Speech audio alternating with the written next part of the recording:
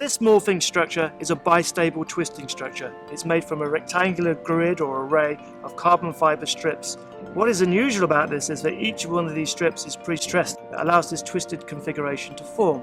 It stays in one shape like a conventional propeller.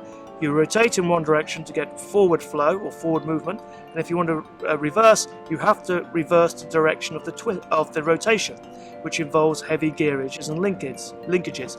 However, we can eliminate that by changing the direction of twist of the blade. By doing that, we can actually get reversed thrust or forward thrust, depending on the angle of twist, and we eliminate the need for heavy gearing.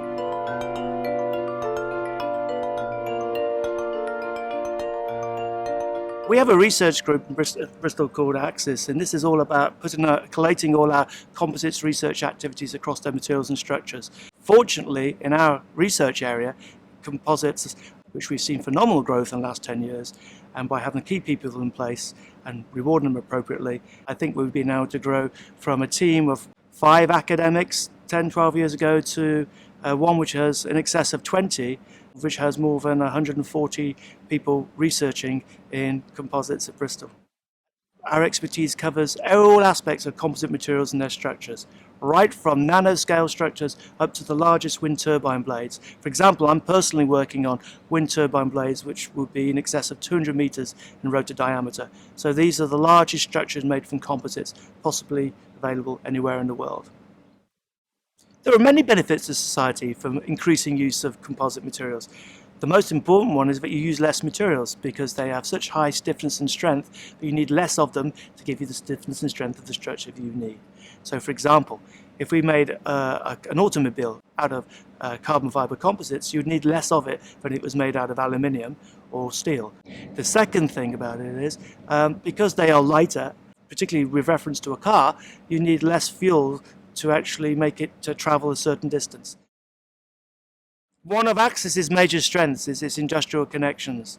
There are over 30 industrial partners. And it's not just in aerospace, it's actually in renewable energies. We do work in pharmaceuticals as well, and a bit of biomaterials. So it's fantastic to work on end products, which actually guide our research.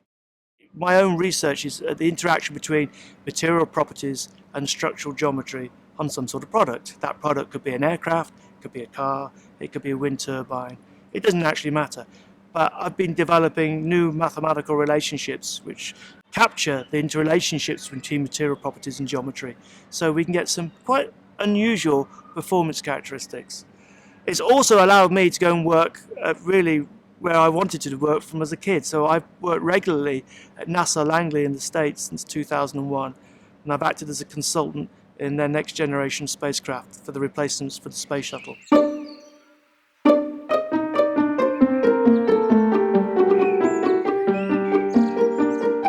One particular success story of academic work that I've been involved with is the development of a new helicopter rotor blade, which is actually flying on the Augusta-Westland EH-101.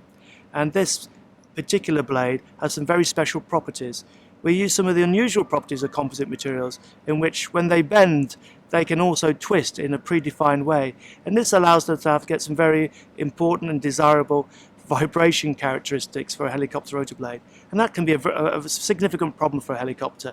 If the rotor blades aren't balanced, don't have the right mass in the right place, they can shake and give unwanted vibration to the people inside.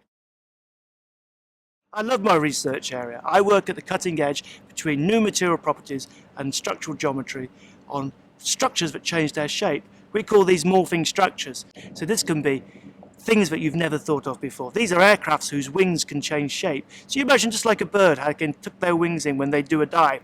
You could possibly do this on takeoff and landing in a commercial aircraft.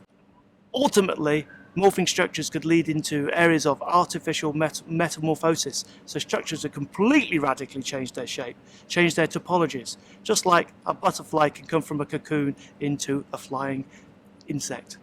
The next few years, I think, are really exciting as we get new material developments, particularly from nanoscience, which we can feed through into engineering. So watch this space.